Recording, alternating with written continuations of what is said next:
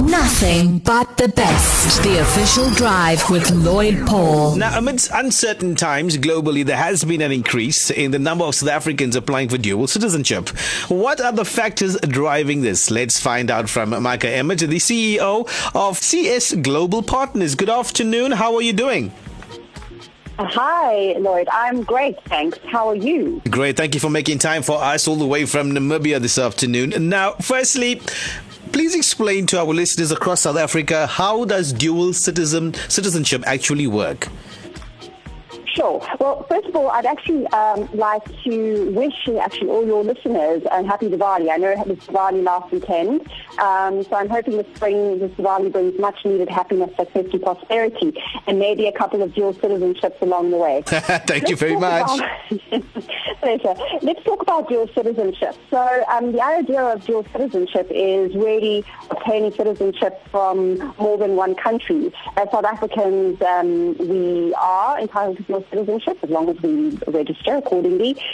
So what we're doing is, at CS Global Partners, we're working with individuals, families, business persons to expand or broaden their global footprint. And one of the ways to do this is by obtaining second citizenship. So one of the easiest ways that you can do this is through citizenship by investment. And that is when a country offers their citizenship, where an individual then invests or makes a contribution to that country and therefore becomes a citizen of that nation. Now, what are the requirements that a South African would have to fulfill to get dual citizenship? Well, really, it's twofold. I mean, one side is obviously as a South African, what you would need to do in terms of registering with your South African authorities to say that you've applied for a second citizenship. But in terms of applying for a second citizenship globally, the world is your oyster. However, in particular, we work with citizenship by investment programs in the Caribean, and the St. Kitts and Nevis Citizenship by Investment Program, the longest running program in the world, is probably one of your sort of best options.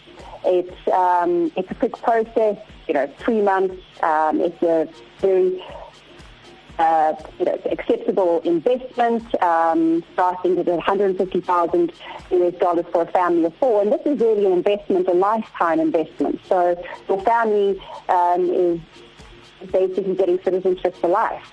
What better insurance policy can you get? Now, personally, what do you feel has led to the recent increase in interest from South Africans into dual citizenship?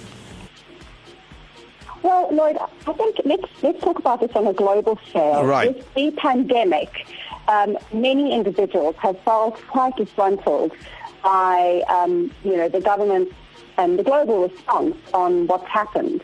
And I think individuals, are looking for certain factors, a certain security. And in particular, I think things like, safety, medical care, social and financial security. These are all factors that drive people to look at alternatives. Now, let's talk about the Caribbean, because what makes the Caribbean an attractive option for South Africans? I'd like to holiday there, though. I don't know about staying there, but what's very attractive about that for South African people? Well, first of all, in terms of applying for a second citizenship, the Caribbean, are the oldest and most trusted programs. Again, I'll reiterate, St. Kitts and Nevis is the oldest program globally and very well respected internationally. There's also the Dominica Citizenship by Investment Program, and this program is particularly interesting because it is at a certain investment threshold that is palatable to South African investors. Now, the reason why you would look at getting a second citizenship from a country like Dominica, and that's not the Republic, by the way, that's the Commonwealth, is because it provides a number of benefits. One of the biggest benefits is, of course, mobility. So becoming a Dominican citizen, you're able to travel to more than 75% of the countries around the world. That includes the UK and Europe, China, for example, which means you have better access in terms of business accessibility, education accessibility. So those are a couple of things. Then also Dominica it uses the Eastern Caribbean dollar. That is pegged to the US dollar. It's been pegged since 1977. So you've got foreign exchange stability. Very important if you're doing business globally. Dominica is part of the Commonwealth of Nations. So you've got those relationships. It's an English-speaking country. It's got a 96% literacy rate. And, to be quite honest, it is really the Garden of Eden. It's the most beautiful place you've ever been to.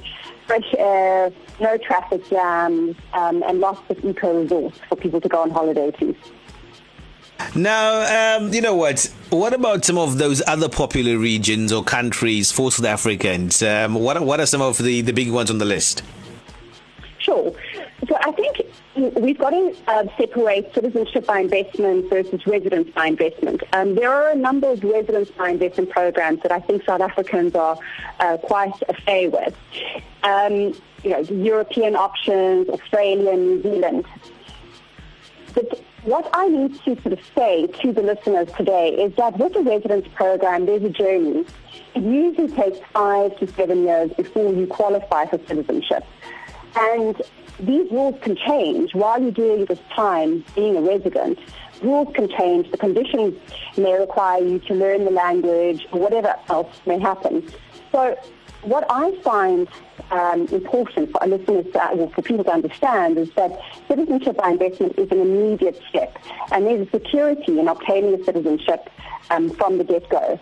Now, at the moment, there are about 12 countries in the world that offer a direct citizenship by investment program. As I mentioned sort of 2 countries in the Caribbean. There's Malta, but at a much higher investment threshold, and there's sort of a couple of other countries in Asia.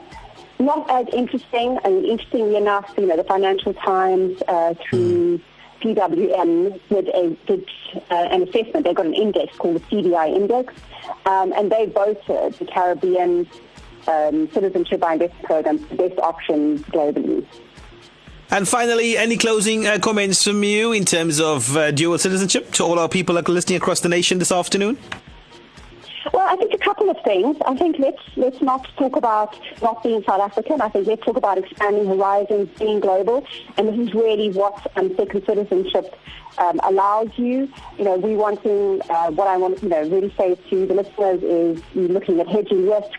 As smart business people, you've got to weigh up the opportunity cost of not getting a second citizenship versus being able to open yourself up to a whole global platform. So at CS Global Partners, we've been working over 10 years with investors and business persons around the world, and certainly, be open to sort of having a conversation about making that step and being a global citizen.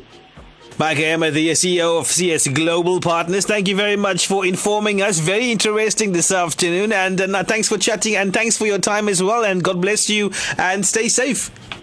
Pleasure, you too. All the best to you and your listeners. Thanks so much, Lloyd. Great stuff. Cheers. God bless. Lotus FM. Yeah. Share the experience.